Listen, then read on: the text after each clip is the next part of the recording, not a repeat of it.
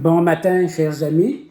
C'est encore un plaisir pour moi d'être avec vous pour, encore une fois, pendant ce confinement, réfléchir à la parole de Dieu de ce lundi.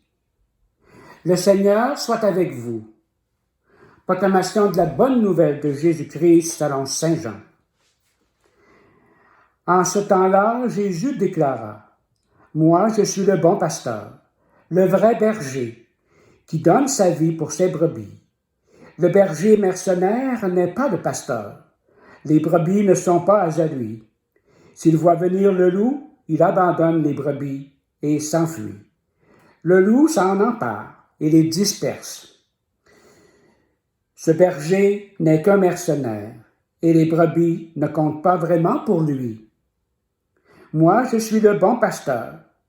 Je connais mes brebis, et mes brebis me connaissent, comme le Père me connaît, et que je connais le Père. Et je donne ma vie pour mes brebis. J'ai encore d'autres brebis qui ne sont pas de cet enclos. Celles-là aussi, il faut que je les conduise.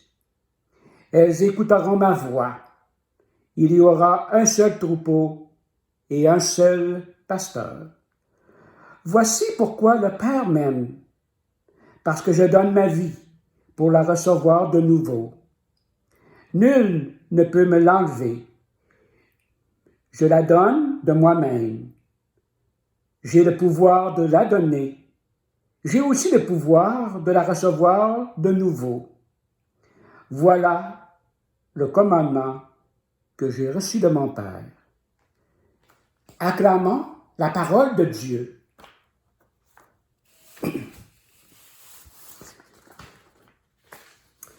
Chers amis, la parole de ce matin est un peu un prolongement de l'évangile de dimanche. L'évangile de dimanche, d'année A, celle de l'évangile d'aujourd'hui, l'année A, celle de dimanche, l'année B et C. On nous présente le bon pasteur, dimanche dernier, comme la porte d'entrée de l'enclos des brebis. Les autres sont comme des voleurs, des bandits, qui donne sa vie pour ses brebis. Il la donne librement. Le Seigneur disait, « Amen, Amen, je vous le dis. Celui qui entre dans l'enclos des brebis, sans passer par la porte, mais qui escalade par un autre endroit, celui-là est un voleur et un bandit. Celui qui entre par la porte, c'est le pasteur, le berger des brebis. Moi, je suis venu pour que les brebis aient la vie en abondance. Peut-être que vous voyez derrière moi le petit décor que j'ai aménagé du mieux possible, étant pas un vrai technicien. J'ai un bâton. Faire une histoire courte, ce bâton que j'ai entre les mains, je l'ai recueilli lorsque j'étais à Miguacha, lors d'une semaine de silence. J'étais à marcher sur la grève, sur la plage, et j'ai vu cette branche d'arbre qui m'a rappelé, justement, le bâton du pasteur. Je l'ai fait arranger, aménager, et depuis ce temps, je l'ai toujours avec moi. Parce qu'il me rappelle le berger, le bâton du berger, le bâton de l'évêque et le pasteur de son troupeau du diocèse, le bâton des bergers qui conduit ses brebis. L'Évangile de ce lundi nous parle du bon pasteur comme celui qui donne sa vie pour ses brebis et qui la donne librement. Voici pourquoi le Père m'aime, parce que je donne ma vie pour la recevoir de nouveau. Je la donne de moi-même. J'ai le pouvoir de la donner. J'ai aussi le pouvoir de la recevoir de nouveau. Voilà le commandement que j'ai reçu de mon Père. Le bon pasteur, c'est l'envoyé du Père pour remplir la mission qui lui a confiée, celle de donner sa vie pour sauver le peuple, que tous fassent partie de son troupeau. Il y aura un seul troupeau, un seul pasteur. C'est au début de son ministère, lorsqu'il se fait baptiser par Jean-Baptiste, que la mission du Christ est confirmée par le Père. Au moment où le Baptiste le plonge à 3 reprises dans l'eau du Jourdain, les cieux se déchirent, une voix dans la nuée se fait entendre. Celui-ci est mon Fils bien-aimé, écoutez-le.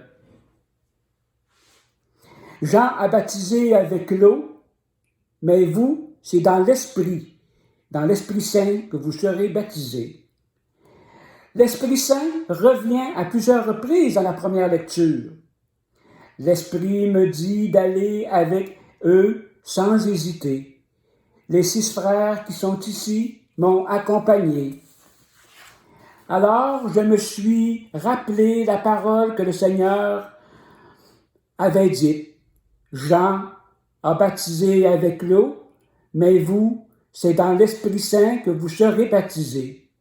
Et si Dieu leur a fait de même donc à nous, parce qu'ils ont cru au Seigneur Jésus-Christ, qui étais-je moi pour empêcher l'action de Dieu? Le bon pasteur est guidé par l'Esprit de Dieu. C'est le signe par lequel il est reconnu. Ses brebis le suivent avec confiance. Ils reconnaissent sa voix. Ils marchent avec lui sans crainte. Il appelle ses brebis par leur nom. Le pape François, d'ailleurs, nous rappelle que les brebis, que le bon pasteur sent l'odeur de ses brebis. Tout le monde a droit au salut. Il n'est pas réservé à quelques choisis. Tous peuvent vivre une conversion et entrer dans une relation intime avec lui. Du haut du ciel, la voix répondit. Ce que Dieu a déclaré pur, toi, ne le déclare pas interdit, nous rappelle d'ailleurs la première lecture. Ce même esprit qu'a reçu le Christ, nous le recevons à notre baptême et nous sommes appelés à le suivre comme disciples missionnaires. Le mercenaire n'est pas guidé par l'Esprit Saint parce qu'il n'est pas proche de ses brebis. Il les abandonne à la première occasion. Sa seule préoccupation, c'est de sauver sa peau. Le berger mercenaire, dit la lecture, n'est pas le pasteur. Les brebis ne sont pas à lui. S'il voit venir le loup, il abandonne les brebis et s'enfuit. Le loup s'en empare et les disperse. Les brebis ne comptent pas vraiment pour lui, dit l'Évangile. Si nous appliquons cette parole de l'Évangile à notre vie, comme disciples du Christ, comment reconnaître que je suis un disciple du Christ et non un mercenaire? Suis-je guidé moi aussi par l'Esprit Saint dans ma vie? Est-ce que je reconnais le Christ quand il m'appelle par mon nom? Est-ce que je réponds à son appel? Nous avons tous en nous un côté bon pasteur qui désire ardemment suivre son exemple et se faire proche des brebis, de sentir leur odeur, comme le dit si bien le pape François. Mais nous avons aussi un côté du berger mercenaire qui a le réflexe d'abandonner les brebis quand le loup se présente. Dans ce que nous vivons en Église, quel est le loup qui me menace? Ce loup qui me donne l'envie de fuir. Le désir de retrouver l'Église du passé, le rêve de remplir à nouveau nos églises, le désir de sauver nos églises et nos presbytères, la peur de l'inconnu qui alimente notre réflexe du confinement de nos cœurs qui nous conduit à se replier sur soi plutôt que d'ouvrir la porte, de sortir pour aller là où l'Esprit du Seigneur me conduit pour la mission.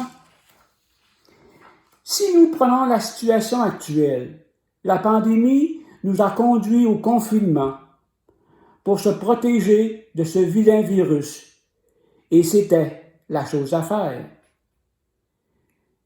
Confinés, nous étions à l'abri et bien protégés. Maintenant, nous entrons dans une nouvelle étape, celle du déconfinement progressif, tout en respectant les règles.